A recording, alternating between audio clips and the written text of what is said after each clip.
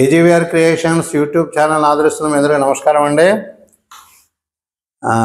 YouTube వారు ఇచ్చిన feedback ప్రకారము మా ఛానల్ని 95 దేశాల్లో చూస్తున్నారని తెలిసింది. దాదాపు 25 లక్షల వ్యూస్ వచ్చినాయి అనమాట. 30,000 గంటలు. మీరు ఇచ్చిన ఆదరణ వల్ల మా ఛానల్ ఇంత అభివృద్ధి చెందింది.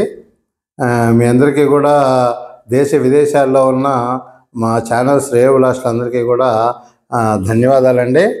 ఈరోజు ఈ వీడియోలో నేను చెప్పదలుచుకున్నది ఏంటంటే, రామాయణంలో చిన్న క్లారిఫికేషన్ అండి. నాకు ఉదయం ఒక రజక మిత్రునితో మాట్లాడుతుంటే, రాజక మిత్రులు అంటే చాకలి వారు అంటారు, వాళ్ళతో మాట్లాడుతుంటే వాళ్ళు చెప్పారనమాట, అయ్యా మాకు శాపం ఉంది, అభివృద్ధిలోకి రాలేమని, ఎక్కడుంటే అక్కడే ఉండాలని రాముల వారు మాకు శాపం ఇచ్చారు అని చెప్పారనమాట. అప్పుడు డీటెయిల్గా అడిగాను. అంటే సీతమ్మ వారి మీద అపవాదం వేసింది ఒక రజక మిత్రుడు కాబట్టి శ్రీరాముల వారు చాకలి వారు అభివృద్ధిలోకి రాకూడదని, అట్లాగే ఎక్కడ ఉండేవాళ్ళు అక్కడే ఉంటారని శాపం ఇచ్చినట్టు వాళ్ళు చెప్తూ కొంచెము ఇన్ఫీరియారిటీ కాంప్లెక్స్కి ఫీల్ అయ్యారనమాట. అంటే వాళ్ళకి ఏదో కొంచెం ఇబ్బందులు వచ్చినట్టున్నాయి, అభివృద్ధి కాలేదు. అందువల్ల ఇక నేను దీనికి క్లారిఫికేషన్ ఇవ్వదలుచుకున్నాను అనమాట. స్కంద పురాణం నుంచి శివుడు పార్వతికి చెప్పిన ఆధ్యాత్మిక రామాయణాన్ని 100 సార్లు చదివాను అనమాట. అనేక సార్లు రామాయణం విన్నాను. మన ఛానల్లో కూడా రామాయణం చెప్పాను అనమాట. నేను ఈ 60 సంవత్సరాల్లో నేను ఎక్కడా కూడా అటువంటి మాట వినలేదు. రాముల వారు రజకులకు శాపం ఇచ్చారని ఇది ఎవరో కల్పించిందనమాట. అంటే రజక మిత్రులకి ఇన్ఫీరియారిటీ కాంప్లెక్స్ ఉండకూడదని నేను ఈ వీడియో చేస్తున్నాను అనమాట. అటువంటిది ఏమీ లేదు.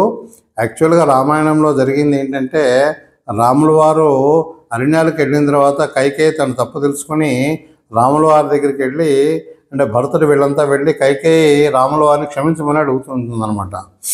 రామా, నా వల్లే కదా నీకు ఈ రాజ్యాభిషేకం తప్పిపోయింది, వనవాసం వచ్చింది, నన్ను క్షమించు, నేను నా తప్పు నేను తెలుసుకున్నానని కైకేయి మాత అడుగుతుంది అనమాట రాముల వారిని. అప్పుడు రాముల వారు అంటారు, అమ్మా నేను అట్లా నీ చేత ప్రేరేపించాను, నిన్ను ప్రేరేపించాను అట్లా మాట్లాడమని, నీ తప్పేం లేదమ్మా, రావణ సంహారం జరగాలంటే మరి ఇటువంటివి జరగాలి కదా, ఇటువంటివి నువ్వు మాట్లాడాలి కదా, లేకపోతే నన్ను నా తండ్రి ఎందుకు పంపిస్తాడు బయటికి, అంతే కదండి. దశరథ మహారాజుకి రాముల వారంటే విపరీతమైన ప్రేమ, మా నమ్మరేటువంటి వాడు ఊరిని పంపించడు కదా. కైకేయి చేత అటువంటి మాటలు అనిపించి మరి వనవాసానికి వచ్చాను, నా ఉద్దేశం రావణాసుని చంపటం, నా లక్ష్యం ఏంటంటే రావణాసుని చంపటం, అంతేగాని నీ మీద నాకేం కోపం లేదమ్మా, నేను ఆడమన్నట్టు ఆడావు, అంతా కూడా నీ తప్పేం లేదని అంటాడనమాట.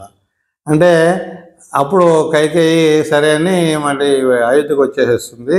ఇది మన వీటికి అన్వయించుకుంటే రాముల వారు అసలు ఎవరి మీద కూడా కోపం కానీ శాపం కానీ లేదని, ఆయన లక్ష్యం ఏంటంటే రావణాసురుని సంహరించడం, అంటే దుష్ట శిక్షణ అనమాట. దుష్ట శిక్షణ. ఈ దుష్ట శిక్షణ గురించి కైకేయి మాతని మందరుల్ని వీళ్ళందరినీ కూడా పావులుగా వాడుకున్నాడు. అంటే ఆయన డైరెక్షన్లో వాళ్ళంతా అలా యాక్ట్ చేశారనమాట.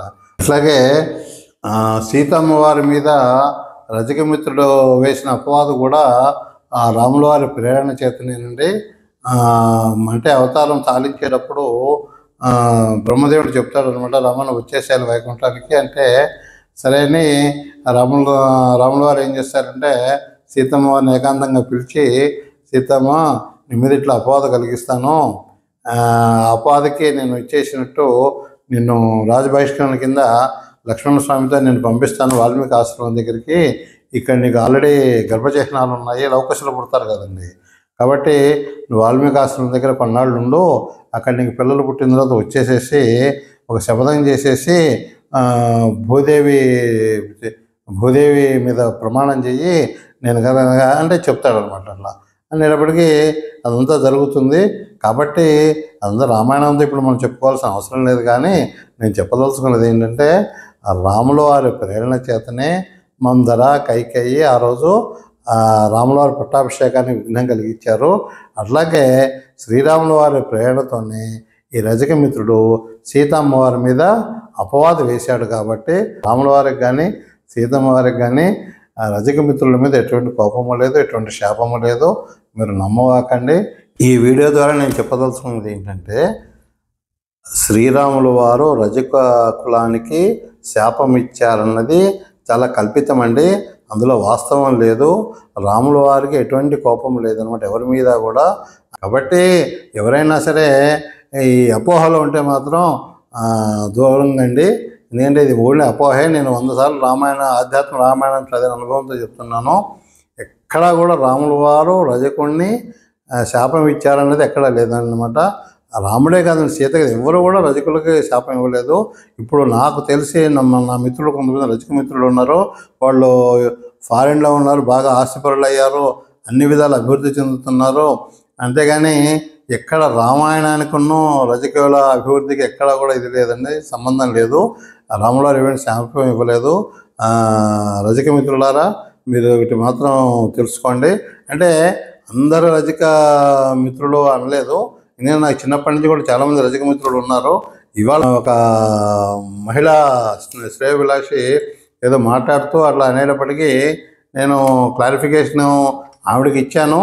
అయితే నా బాధ్యతగా, అంటే రామాయణం 100 సార్లు చదివిన వ్యక్తిగా, అట్లాగే ఛానల్ ప్రొప్రైటర్గా నేను ఇటువంటివి భగవంతుడి మీద రజక మిత్రులకి, కొంతమంది రజక మిత్రులకు ఉన్న ఈ అపోహని దూరం చేయాలని వీడియో చేస్తున్నాను అనమాట. దయచేసి అర్థం చేసుకోండి రజక మిత్రులారా. రాముల వారు రజకులకు శాపం ఇచ్చారన్నది చాలా అవాస్తవం, కల్పితము. అది చాలా తప్పు అనమాట. ఎందుకంటే రాముల వారు ఎప్పుడూ అనలేదు. ఇంకోటి కూడా, ఈ శాపం వల్ల రజక మిత్రులు అభివృద్ధి చెందట్లేదు అన్నది కూడా అవాస్తవం. ఎందుకంటే నాకు తెలిసి చాలామంది రజక మిత్రులు మంచి మంచి పొజిషన్లో ఉన్నారు, ఫారిన్లో ఉన్నారు, బాగా అభివృద్ధి చెందారు. కాబట్టి రజక మిత్రులు అర్థం చేసుకోండి. ఇటువంటి అపోహ ఈ రజక కుటుంబాలు ఎక్కడన్నా ఉంటే వాళ్ళు కొద్దిగా అపోహను తొలగించుకోండి. ఉంటానండి.